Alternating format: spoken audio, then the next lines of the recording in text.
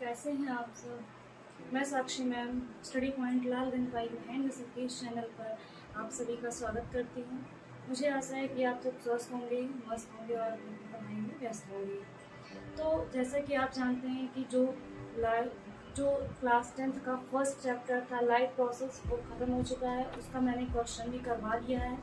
अब देखते हैं कि सेकंड चैप्टर क्या है और उस चैप्टर के बारे में हम पूरी जानकारी लेते हैं कि उस चैप्टर में क्या है, उस चैप्टर में कैसे कैसे उसमें कितने कितने टॉपिक हैं, क्या क्या पढ़ना है।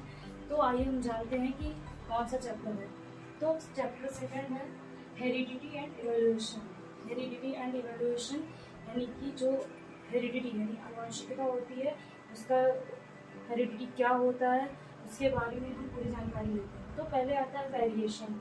वेरिएशन का मतलब क्या होता है कि जैसे मान लीजिए जो रिप्रोडक्शन होता है, सेक्सुअली रिप्रोडक्शन और एसेक्सुअली रिप्रोडक्शन, दो तरीके से रिप्रोडक्शन होते हैं। पहला होता है असेक्सुअल रिप्रोडक्शन, सेकेंड होता है सेक्सुअल। यानी कि asexual and sexual reproducing organism, जो ऑर्गेनिज्म होते हैं रिप्रोड्यूस करते हैं, जो उसमें दो टाइप के होते हैं।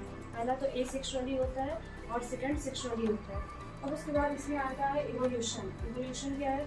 इवोल्यूशन का मतलब होता है simply form of new species, यानी कि ये जो न्यू स्पीसीज को फॉर्म करता है, बनाता है, वो होता है इवोल्यूशन।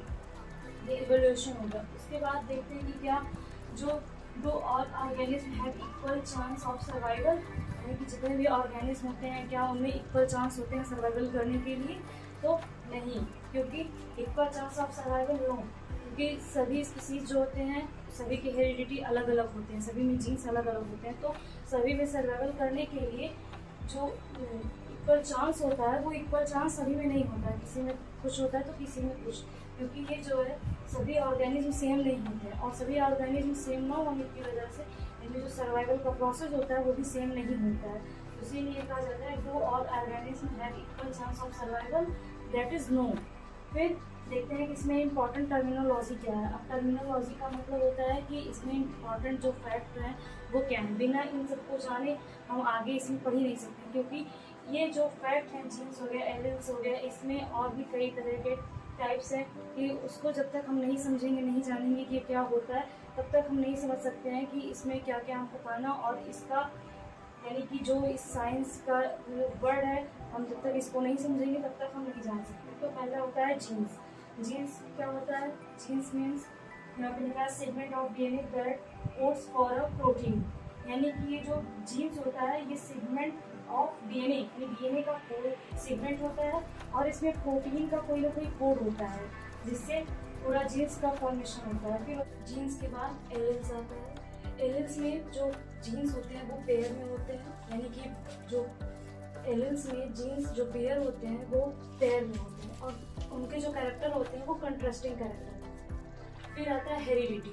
हेरिडिटी में जो ट्रांसमिशन ऑफ जेनेटिक कैरेक्टर, यानी कि जो जेनेटिक कैरेक्टर होता है वो ट्रांसमिशन होता है। फिर इनहेरिटेंस। इनहेरिटेंस में जो pathway of genetics traits transfer and its expression, यानी कि जो जेनेटिक्स का पाथवे होता है उसमें जो ट्रांसफ़र होता है जीन्स और उसका जो एक्सप्रेशन होता है उसके बारे में जो पाथवे होता है ये इनहेरिटेंस में बताया जाता है। फिर होता है इनहेरिटेड ट्रेड्स। इनहेरिटेड ट्रेड्स का मतलब होता है कि जो यहाँ पर जीन्स के कैरेक्टर होते हैं वो कैसे ट्रांसमिट होते हैं, यानी एक से एक मतलब वन सेल से अनदर सेल में कैसे ट्रांसफ़र होते हैं जनरेशन में, वो बताता है इनहेरिटेड ट्रेड्स।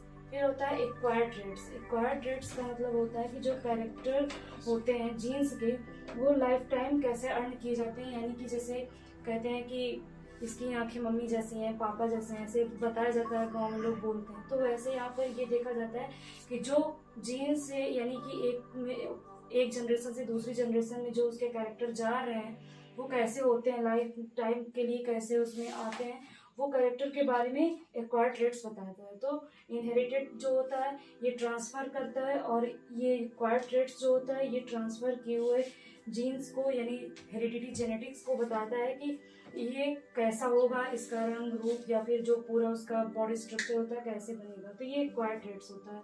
तो ये हो जाते हैं पूरा जो उसमें टर्मिनोलॉजी होते हैं, टर्मिनोलॉजी यानी इंपॉर्टेंट टर्मिनोलॉजी। अब हम जानते हैं कि इंपॉर्टेंट टर्मिनोलॉजी होता क्या है। अब जो इम्पोर्टेंट टर्मिनोलॉजी है हम जानते हैं कि उसमें क्या होता है और इम्पोर्टेंट टर्मिनोलॉजी का मतलब क्या होता है। तो जो इम्पोर्टेंट टर्मिनोलॉजी होता है और उसमें डीएनए होता है। जो डीएनए क्या होता है, डीएनए एक न्यूक्लिक एसिड होता है जिसमें हिस्टोन नामक प्रोटीन पाया जाता है। तो इतना डीपली नहीं जानना, बस इसमें जानना है हमको कि जो प्रोटीन होता है डीएनए में उसका नेम क्या है। तो उसका नेम हिस्टोन प्रोटीन होता है और डीएनए न्यूक्लिक एसिड होता है।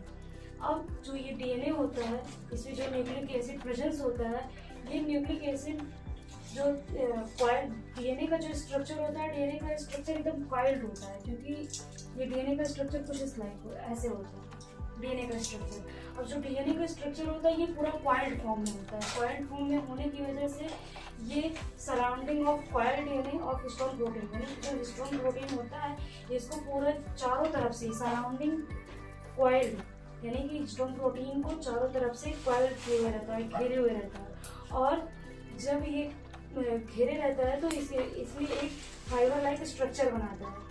फाइबर लाइक स्ट्रक्चर जो बनाता है वो न्यूक्लियस में, तो उसे क्रोमैटिन फाइबर कहा जाता है। यानी कि जो ये डीएनए होता है, ये इसमें जो हिस्टोन प्रोटीन होता है, histone protein DNA nucleic acid को चारों तरफ से घेरे हुए रहता है, जिसमें फाइबर लाइक स्ट्रक्चर बनाता है। और वो फाइबर लाइक स्ट्रक्चर जो न्यूक्लियस से बनता है उसको क्रोमैटिन फाइबर कहा जाता है। फिर उसके बाद जो इसमें जब सेल डिवीजन होता है, तो सेल डिवीजन के प्रोसेस में ये जो न्यूक्लिक एसिड होता है ये कंडेंस हो जाता है, और कंडेंस होने के बाद इसमें एक्स शेप का स्ट्रक्चर बन जाता है। और जब वो एक्स शेप का स्ट्रक्चर बनता है उसे क्रोमोसोम कहा जाता है। तो ये होता है इंपॉर्टेंट टर्मिनोलॉजी का फैक्टर कि इसमें इंपॉर्टेंट टर्मिनोलॉजी क्या होता है, उसमें डीएनए क्या है, डीएनए हिस्टोन प्रोटीन होता है, उसमें क्रोमैटिन फाइबर कैसे बनता है। तो जो न्यूक्लिक एसिड को कॉइल्ड डीएनए पूरा चारों तरफ से सराउंडिंग के होता है, और उसके बाद ये क्रोमैटिन फाइबर बनता है।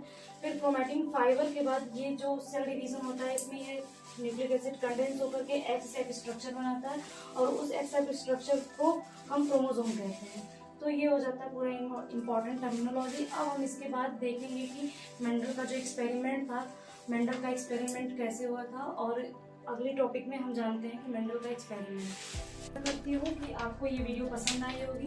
अगर आपको ये वीडियो पसंद आई हो तो लाइक, शेयर एंड सब्सक्राइब करना ना भूलें, एंड कमेंट भी करें। और जो फर्स्ट चैप्टर था लाइफ प्रोसेस का वो आपका ख़त्म हो चुका है, उसका लिंक डिस्क्रिप्शन में दिया गया है। अगर आप वो वीडियो ना देखे हो तो वो वीडियोस देख लें। और ये आपका सेकंड चैप्टर है।